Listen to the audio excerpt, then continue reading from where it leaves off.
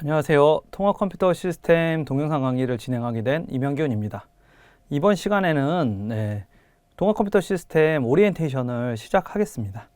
통합 컴퓨터 시스템 강좌 그 제목에서도 알 수 있다시피 이번 강의에서는 통합 컴퓨터 시스템 전체적으로 알아보는 시간이 되겠습니다. 일단은 컴퓨터 시스템에 대해서 간단하게 그려보겠습니다. 컴퓨터 시스템은 크게 소프트웨어와 하드웨어로 분리가 되죠. 이렇게 해서 하드웨어를 살펴보게 되면 하드웨어는 크게 내부에 중앙 처리 장치와 안쪽에 메모리, 기억 장치가 되겠죠. 기억 장치. 그리고 I/O 디바이스, 입출력 장치.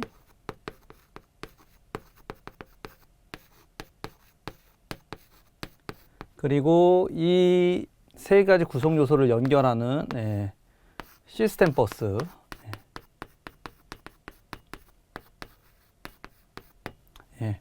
이렇게 크게 네 가지 정도로 기본적으로 구성된다고 보시면 될 것 같고요. 여기에 따라서 뭐 기억 장치도 뭐 주기억 장치랑 보조 기억 장치 뭐 이런 식으로 나눌 수도 있겠고, 입출력 장치 같은 경우는 입력 장치와 출력 장치로 나눌 수 있겠죠. 이렇게 내부에서 보시면은 이런 식으로 하드웨어가 기본적으로 구성이 되어 있고, 소프트웨어 같은 경우에는 크게 사용자 프로그램, 사용자 소프트웨어 혹은 응용 프로그램이라고 부를 수도 있죠. 응용 프로그램, 응용 소프트웨어라고 부를 수 있는 사용자가 문제를 해결하기 위해서 사용하는 프로그램이 있고, 그 아래 시스템 소프트웨어가 있습니다. 시스템 소프트웨어 같은 경우에는 사용자가 사용하는 프로그램이 아니라 시스템을 관리하기 위해서 사용하는 프로그램인데요. 크게 뭐 운영체제, 뭐 언역 번역 프로그램, 뭐 유틸리티 프로그램 등으로 구성할 수도 있고, 아니면은 제어 프로그램이나 아니면 뭐 감시 프로그램 뭐 이런 식으로 나눠서 시스템에서 사용하는 프로그램으로 나눌 수 있습니다. 이 시스템 소프트웨어에서는 그중 저희가 알아볼 거는 이제 언어 번역 프로그램이라고 부르는 것들인데, 언어 번역기라고도 이야기할 수 있죠. 이제 저희가 상위 수준의 고급 프로그래밍 언어, 뭐 C, 자바, 뭐 이런 언어들을 사용을 해서 프로그램을 사용하면은 이것들을 컴퓨터 시스템이 이제 실행할 수 있는 실행 코드, 바이너리 코드 뭐 이런 식으로 만들어주는 프로그램이 됩니다. 언어 번역기 프로그램 같은 경우에는 저희가 어셈블러, 컴파일러, 어셈블러, 뭐 링커, 로더, 컴파일러 뭐 이런 프로그램들이 있죠. 이런 프로그램들을 시스템 소프트웨어에서 이제 언어 번역하는 프로그램들로 볼 수 있습니다. 처음 컴퓨터 시스템 개요에서는 이런 소프트웨어와 하드웨어에 대해서 간단하게 알아보고, 이 하드웨어의 역사, 그리고 컴퓨터의 기본 구조와 언어 번역 프로그램에 대해서 살펴보는 시간을 갖겠습니다. 그리고 두 번째로는 디지털 논리 회로를 알아볼 건데요. 이 CPU나 기억 장치들은 다 전자장치죠. 그래서 논리적 대표적으로 이제 논리 게이트들, 논리 회로로 구성이 되어 있습니다. 이 논리 회로로 구성이 되어 있는데, 이 논리 회로를 구성할 때 저희가 가장 잘 쓸 수 있는 사용하는 유용한 수식이 이제 부울대수라는 게 있죠. 부울대서는 영국의 수학자 조지 부울이라는 사람이 논리학을 체계적으로 표현하기 위해서 사용한 대수입니다. 부울대수는 통해서 논리 회로를 작성하는 데 사용할 수 있고, 또 논리 회로를 관소화하는 데 또 사용할 수가 있습니다.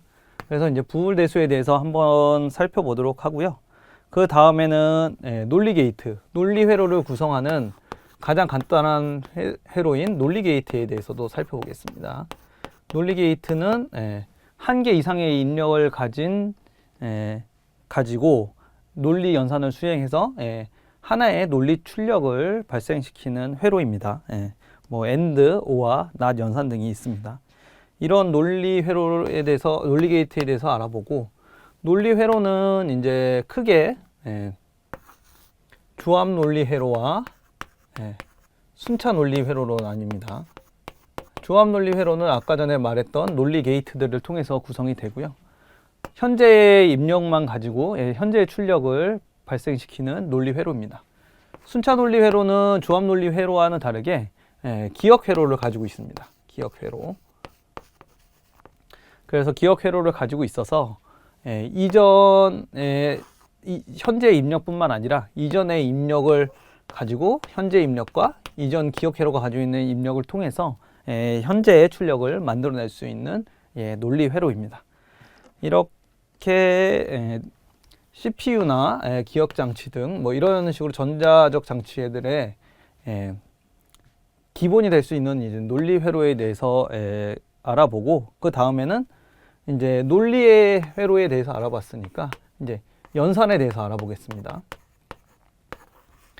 컴퓨터 연산인데 CPU가 이제 연산을 하죠. 근데 연산은 뭐냐? 그럼 저희가 제일 잘 알고 있는 게 사칙 연산이 되겠죠. 잠깐만요. 논리 장치를 알아봤으니까 그 다음에는 이제 연산인데, 연산은 저희가 주로 하는 사칙 연산. 더하기 빼기 곱하기 나누기가 되겠죠. 그런데 여기에서 이거를 사칙 연산을 수행하기 전에 이제 컴퓨터에서 나타내는 숫자, 수를 어떻게 표현하는가에 대해서 잠깐 살펴보면, 컴퓨터에는 이제 0과 1로 사용하는 두 가지만 가지고 표현이 가능하죠. 그래서 이진법을 가지고 있죠. 저희가 실제적으로 사용하는 것은 10진법이고 컴퓨터가 사용하는 것은 이진법이 됩니다. 이런 진법 체계와 이제 컴퓨터 같은 경우에는 지금 0과 1밖에 없으니까 음수를 표현할 수가 없습니다. 그래서 음수를 표현하는 방법인 뭐 2의 보수라든지 아니면 부호와 크기 표현, 뭐 이런 것들에 대해서 컴퓨터 연산 시간에 알아보고요. 그리고 이런 수의 표현을 통해서 부호가 있는 수, 즉 자연수, 그리고 부호가 없는 수, 부호가 없는 수가 자연수군요. 부호가 없는 수가 자연수, 부호가 있는 수는 음수, 양수, 이렇게 확인을 해보고, 소수, 저희가 이제 분수로 표현되는 소수를 표현하는 방법에 대해서도 알아보겠습니다. 이렇게 컴퓨터에 대한 논리 연산과 논리 연산과 이제 수식 연산을 알아보고 나서는, 그 다음에는 이제 컴퓨터가 수행될 때 컴퓨터에게 내리는 명령어, 즉 컴퓨터 명령어에 대해서 알아보는 시간을 가질 겁니다. 컴퓨터 명령어. 컴퓨터는 스스로 무언가를 실행할 수가 없죠. 저희가 프로그램을 짜서 컴퓨터에게 다음에 어떤 명령을 실행해줘 라고 넣어야 되는데, 이 컴퓨터가 명령어가 어떻게 구성이 되는지, 형식, 그리고 명령어가 어떻게 구성이 되는지 형식에 대해서 알아보고, 그리고 이 컴퓨터 명령어가 CPU 안에 들어있기보다는 요 기억장치 내부에 들어있습니다. 기억장치 내부에 들어있으니까 이것을 기억장치 내부에서 가지고 올 때 가지고 오는 방법을 지정해 주는 게 주소 지정 방식이라는 게 있죠. 주소 지정 방식. 그래서 이 주소 지정 방식에 대해서 알아보고, 그리고 명령어의 종류에 대해서, 명령어의 종류는 명령어, 전달 명령어가 있고 처리 명령어가 있고 제어 명령어, 이런 식으로 명령어들이 나뉩니다. 그래서 이런 명령어의 종류에 대해서 알아봐서 컴퓨터가 어떤 명령을 수행하는지 알아보도록 하겠습니다. 그리고 이런 식으로 컴퓨터 명령어에 대해서 알아봤고, 그 다음에 저희가 다시 이런 명령어들을 수행하는 각각의 하드웨어에 대해서 이제 자세히 알아볼 겁니다. 먼저 중앙 처리 장치와 그 다음에 기억 장치, 그리고 입출력 장치. 이런 하드웨어 자체에 대해서 설명을 드리겠습니다. 이 하드웨어 CPU 같은 경우에는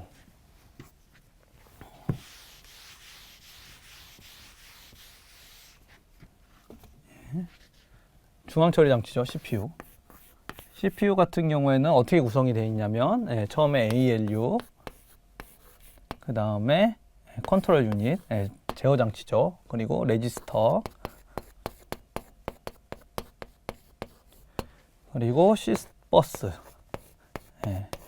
아까 전에 여기 시스템 버스가 있다고 말씀드렸는데 CPU 내부에 있는 구성 요소들을 왔다 갔다 할 수 있는 버스가 구성이 되죠.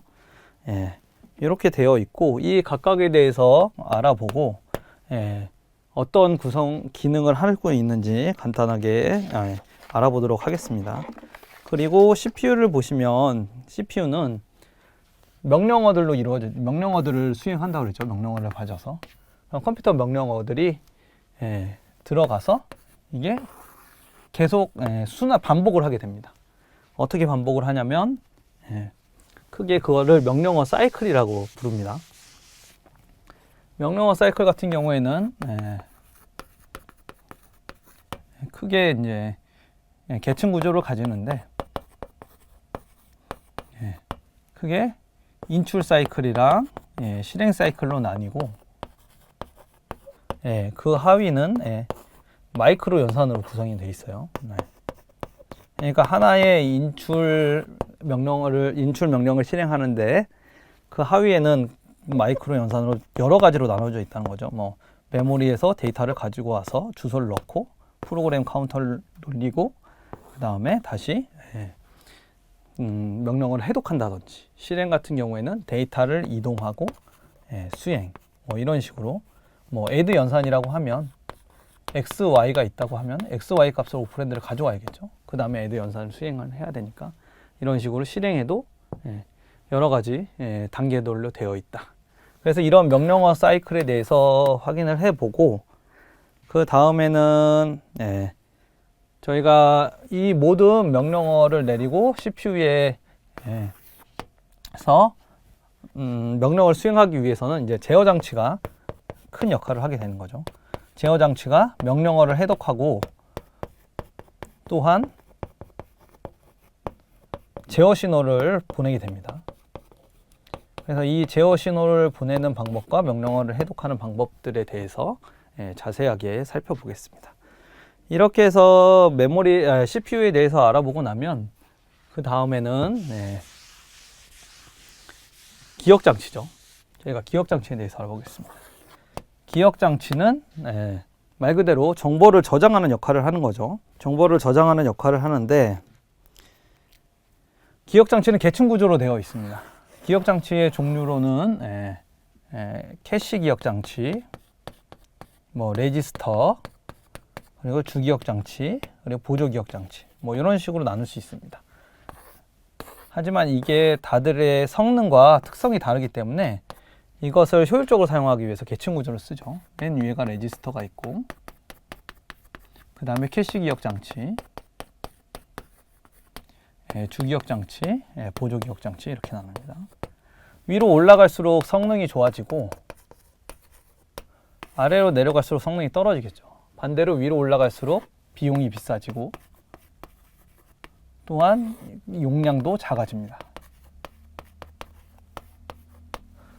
이런 식으로 메모리 같은 경우에는 기억장치가 계층 구조로 되어 있기 때문에 이런 특성을 사용해서 기억장치를 효율적으로 구성을 할 수 있도록 고려하고 있습니다. 그리고 캐시 기억장치 같은 경우에는 많이 나오는데 CPU와 메인 메모리 사이에 여기에 위치를 해서 CPU와 메인 메모리 사이의 속도 차이를 극복하기 위해서 사용하는 메모리고, 보조기억장치 같은 경우에는 지금은 사용하지 않는 데이터나 프로그램, 그러니까 주기억장치에서 아직 사용하지 않는 프로그램을 가지고 있어서 주기억장치에서 필요하다고 했을 때 다닐 수 있도록 저장하는 용도로 사용합니다. 이렇게 해서 주기억 장치에 대해서 알아보고 나면 그 다음에는 입출력 장치에 대해서 알아보겠습니다. 입출력 장치 같은 경우에는 저희가 봤을 때 입출력 장치는 저희가 사용하는 대부분의 장치가 입출력 장치가 되겠죠. 크게 출력 장치로는 모니터, 그리고 입력 장치로는 키보드, 마우스가 되겠죠. 이 입출력 장치 같은 경우에는 기계적 장치가 들어가 있죠. 기계적 장치가 들어가 있어서 따로 입출력 제어기가 필요합니다. 왜냐면은 이 CPU가 기억 장치가 동작하는 것들은 다 전자적 장치인 거죠. 그래서 속도가 엄청 빠릅니다. 하지만 키보드, 마우스 같은 경우에는 물리적 장치가 들어가기도 하고 이런 특성들이 아예 다르기 때문에 이런 특성들을 서로에 대한 특성을 서로 맞춰주고 효율적으로 사용하기 위해서 입출력 장치의 제어기가 따로 필요하고, 이런 제어기들에서 알아보고 이 특성이 어떤 것을 가지고 있는지 이런 것들에 대해서 살펴보겠습니다. 이렇게 해서 하드웨어 장치에 대해서는 대부분 알아보았고, 그 다음에는 이제 소프트웨어적으로 한번 접근해 보도록 하겠습니다. 컴퓨터 시스템에 대해서. 컴퓨터 시스템을 소프트웨어적으로 접근을 하면 이 기본 구조로 가지고 드렸던 이 세 개만 볼게요. CPU와 기억 장치와 입출력 장치가 있습니다. 먼저 CPU에 대해서 이제 소프트웨어적으로 어떻게 관리를 하냐 보면 프로세스를 관리하는 걸 생각해 볼 수 있습니다. 프로세스가 뭐냐라고 하면은 실행되고 있는 프로그램을 저희는 프로세스라고 부릅니다. 그럼 이 프로세스를 CPU에 어떻게 선택을 하게 할 거냐라는 문제가 발생을 하죠. 왜냐면은 CPU 같은 경우에는 여러 가지 다중 프로그램이나 그런 경우에는 여러 가지 프로그램들이 같이 실행이 될 수가 있는데, 그러면 도착한 프로그램들이 뭐 프로세스 1과 프로세스 2가 있으면 이것들을 어떻게 누구를 먼저 실행을 시켜야 될지를 결정을 해야 되겠죠. 이런 것들이 CPU 스케줄링이라고 하는데, 이런 CPU 스케줄링의 알고리즘에는 뭐 선점 방식도 있고 비선점 방식도 있습니다. 뭐 이런 알고리즘의 분류, 그리고 프로세스가 상태가 어떻게 변화하는지, 무조건 실행 상태에만 있는 건 아니죠. 프로세스가 처음에는 프로세스가 생성이 되고, 그 다음에 준비 상태를 거쳐서 준비가 다 끝난 경우에 이제 실행을 되고, 실행이 완전히 되면 종료. 이런 식으로 되지만 이렇게 간단하게 들어가지는 않고 여기 가운데 대기 상태로 들어가는 경우도 있고, 이런 식으로 프로세스 상태가 변하게 되는데, 이런 프로세스 상태에 대해서도 알아보겠습니다. 그리고 프로세스뿐만 아니라 최근에는 프로세스 하위에 프로세스를 구성하는 스레드로 구성을 하게 되는데, 이런 스레드에 대해서도 확인을 해 보겠습니다. 스레드는 뭐 최근에 많이 쓰니까 중요하죠. 그리고 이런 프로세스들이 동시에 여러 개가 사용이 될 때 어느 공유된 자원 하나를 사용할 수가 있는데, 프로세스 1과 프로세스 2가 동시에 접근을 하게 되면 이 자원에 대한 동기화가 잘못될 수도 있겠죠. 프로세스 1이 단계에서 뭐 A 값을 1로 변환시켰는데 얘가 쓰던 도중에 중간에 A를 2로 변환시켜 줄 수 있다든지, 이러면은 얘가 가지고 있는 A란 값과 얘가 가지고 있는 A란 값이 동기화가 불가능하죠.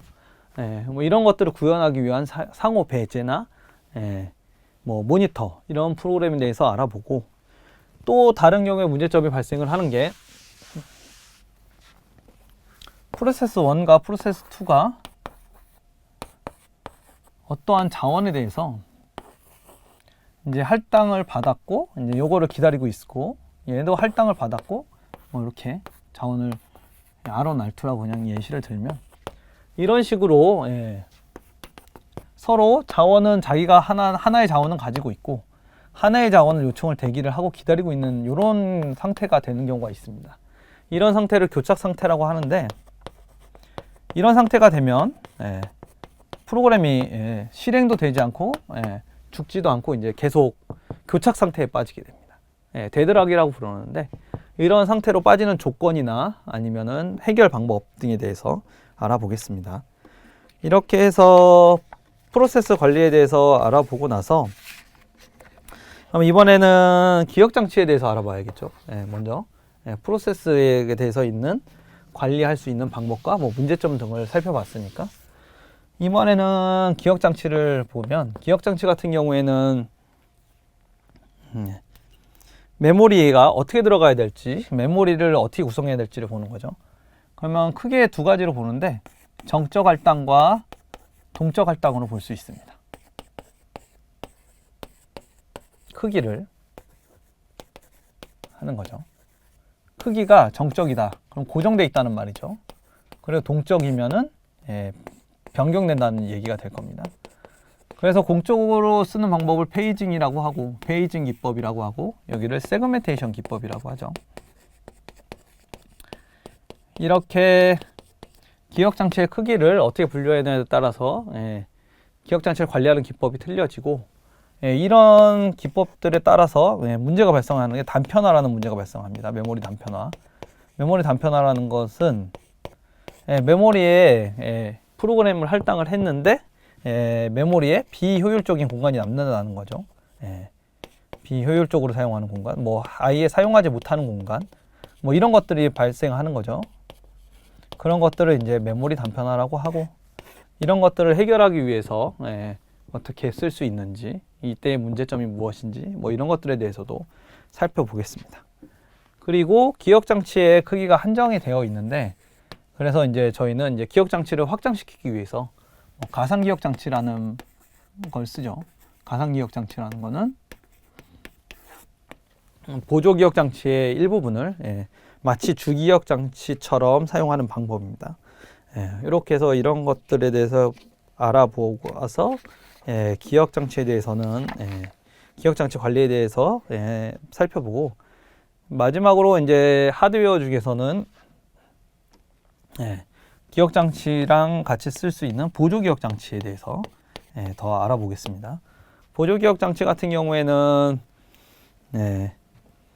순차적으로 접근하거나 직접 접근할 수 있는 장치들이 있는데 순차 접근은 이제 말 그대로 이제 데이터가 이렇게 써져 있으면 여기에 가기 위해서는 순서대로 이렇게 있는 게 순차 기억장치입니다. 이런 것들은 자기 테이프가 있죠. 그리고 직접 접근 방식이 있는데 직접 접근 방식 같은 경우에는 원하는 위치까지 가서 그 위치에서 일부를 또 탐색을 해서 가는 방식입니다. 이거 같은 경우에는 저희가 하드디스크라고 부르는 방식이 제일 많이 있겠죠. 이런 방식들이 있고 또 이 보조기억장치를 주로 많이 얘기를 드는 게 이제 하드디스크가 될 텐데 하드디스크가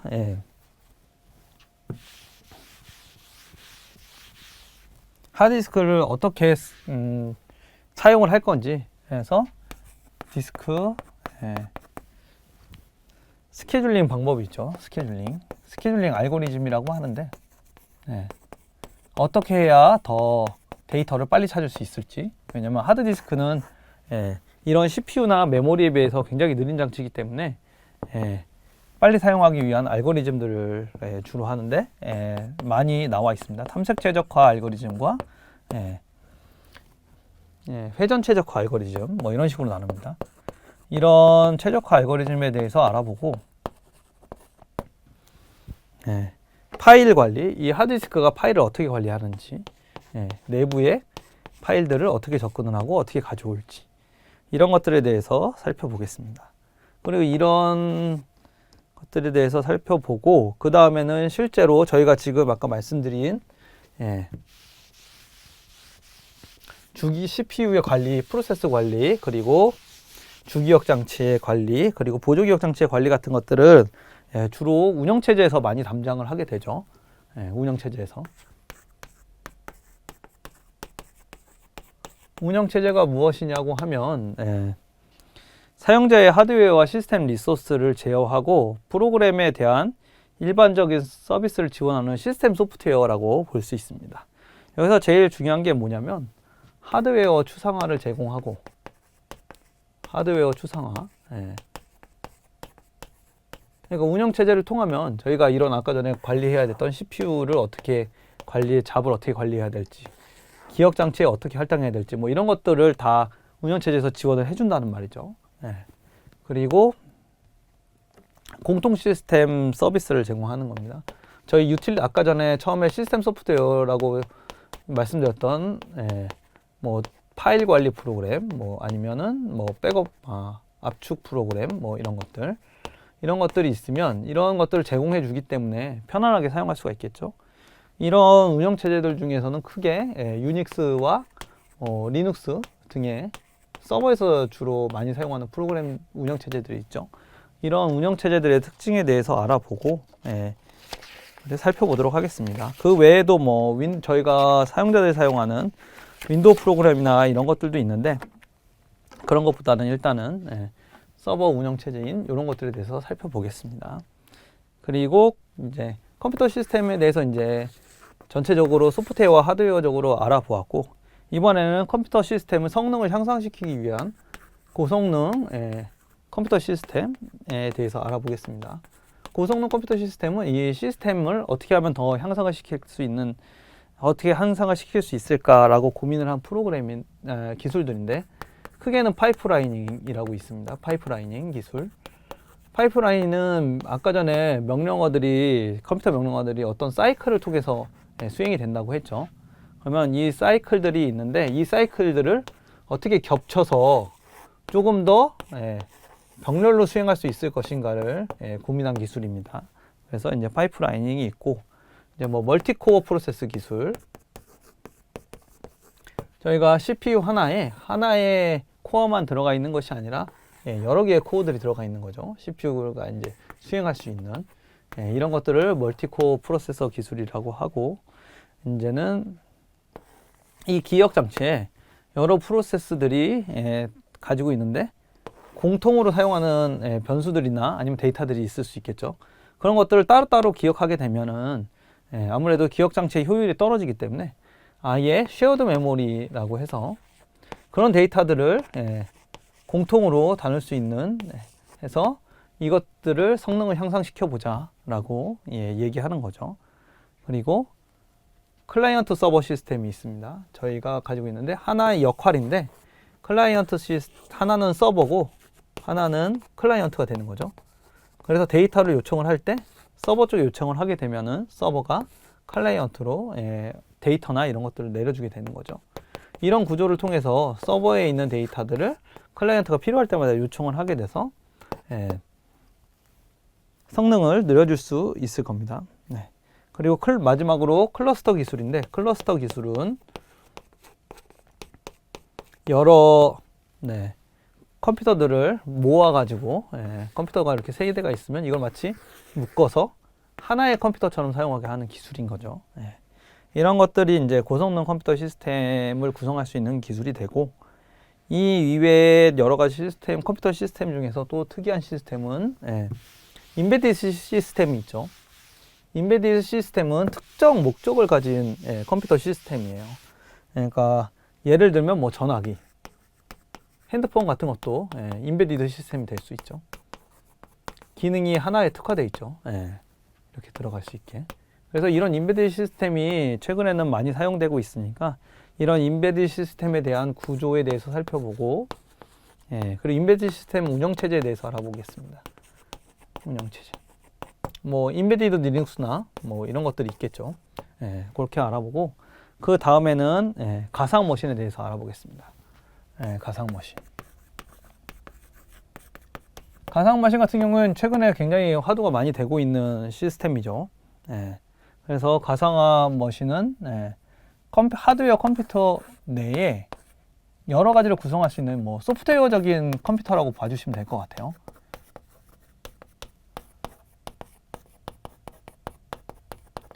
그러니까 그냥 간단하게 말씀드리면 이렇게 하나의 OS가 있으면 이 위에 다시 또 가상 머신들이 들어가는 거죠. 그래서 여기에 또 OS가 설치가 되는 거죠. OS. 여기에 뭐 가운데 뭐 하이퍼바이저나 뭐 이런 것들이 들어가는데, 뭐 이런 식으로 해서 소프트웨어적인 컴퓨터를 여러 개를 만들 수가 있죠. 이런 것들을 가상 머신이라고 부릅니다. 그리고 이런 가상 머신의 종류에는 뭐 자바의 가상 머신이 있고, 그리고 뭐 VM웨어사에서 만든 EXX 뭐 이런 것들도 있고, 그리고 안드로이드 가상 머신, 저희가 제일 많이 사용하고 있는 안드로이드에서 만든 달빅이나 뭐 이런 것들이 있습니다. 이런 것들에 대해서 살펴보도록 하겠습니다. 그리고 마지막으로 저희가 최근에 컴퓨터들이 전부 다 네트워크로 연결이 되고 컴퓨터로 수행할 수 있는 작업들이 많아지다 보니까 보안에 대한 이슈들이 굉장히 커졌죠.